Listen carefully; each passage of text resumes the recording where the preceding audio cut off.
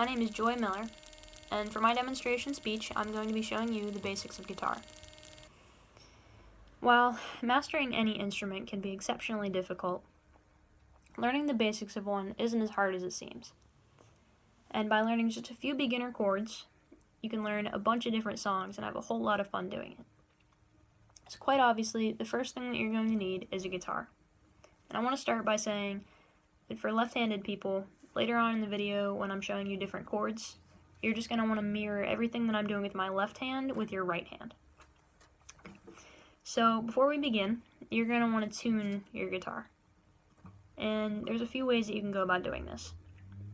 I would recommend finding an electronic tuner.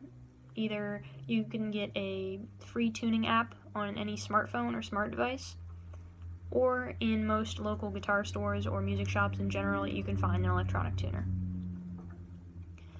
So for sake of time, I'm not going to be showing you how to tune the guitar, but I am going to go over each name of each string. So in order from thickest to thinnest, there are E, A, D, G, B, and E. And this is also going to help you later on when we're trying to learn chords. But before we can start learning chords, we have to learn to play basic notes. So on the neck of your guitar, you're going to see that there's all these little different boxes with different dots on some of them. These are called frets. Each box is a fret. And they're numbered in order 1, 2, 3, etc., going up the neck towards the body of the guitar. So to play a note, for example, we'll start on the lowest string.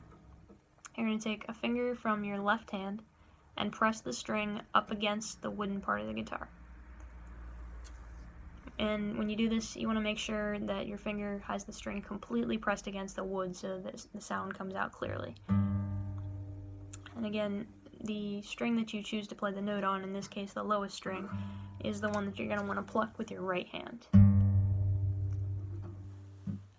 So for a little while, you're going to want to try using your fingertips on your left hand to play different notes in different places on the guitar, and get used to, with your right hand, being able to pluck different strings and know which one that you're going to pluck with each finger. It just takes some getting used to, some practice, and after a while you'll be able to play some different notes. And then putting them together is how you're going to be able to learn the 4 basic chords, which are G, D, E minor, and C. So if you need to at any point, you can go back in the video and look at the names of the different strings or different techniques for how to play different notes, and then you can finally put them together and learn some of these chords. So the first chord that I'm going to be focusing on is called G. It's going to be played with your middle finger, your pointer finger, and your ring finger. So on your left hand, your middle finger is going to go on the 3rd fret on the low E string. And while you're doing this, I would recommend going through and playing each string by itself to make sure that you get the sound out of each one and that you're pressing hard enough on each string. If not, go back and obviously start at the beginning and try to make sure that each one's coming out clearly. So your middle finger is on the 3rd fret of the low E string. Your pointer finger is going to be on the 2nd fret of the A string. And then your ring finger is going to be on the 3rd fret of the high E string. And once you make sure that every single string that you're pressing down comes out clearly, you can strum with your right hand all of the strings to create a G chord. And if you're still not getting proper sound out of it, you might want to go back and check to see that the strings that you aren't pressing down aren't being touched with your fingers. Make sure that you aren't, your fingers aren't flat against it, but they're curved, arched, making an arch so that you don't touch any of the other strings, and they're allowed to ring out as well. So that's the first chord. The second chord is called D. For this chord, your pointer finger, your middle finger, and your ring finger again are going to be used to play. Your pointer finger is going to be on the second string of the G string, I'm sorry, the second fret of the G string. Your ring finger is going to be on the third fret of the B string. And your middle finger is going to be on the second fret of the high E string. For this chord, you're going to want to play the bottom strings, leaving out these top two if you can with the strum. And another thing I wanted to point out is when you're stretching to play some of these chords with your fingers, like being in line with your wrist or anything like that, if you have to, you can turn your wrist instead of just your hand to try and get your fingers around one another. It just helps so there's not as much strain in your wrist while you're playing. So you have G to D. The next chord is going to be called E minor.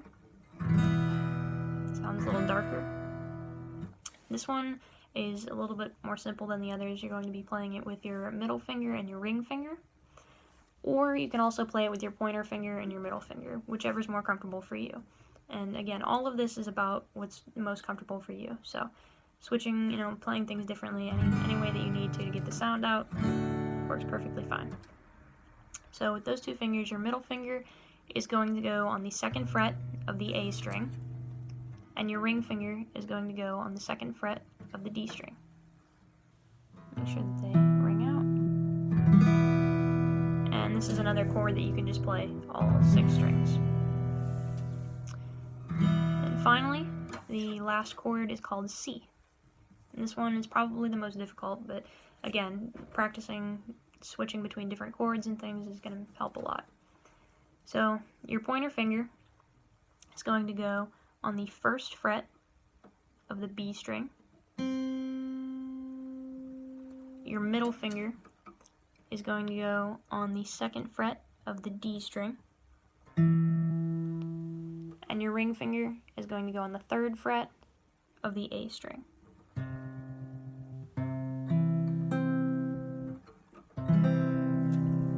And this is also a chord that you can play all 6 strings for. With this chord, a common mistake is that your pointer finger wants to hang down flat and mute the bottom or the high E string, the thinnest one.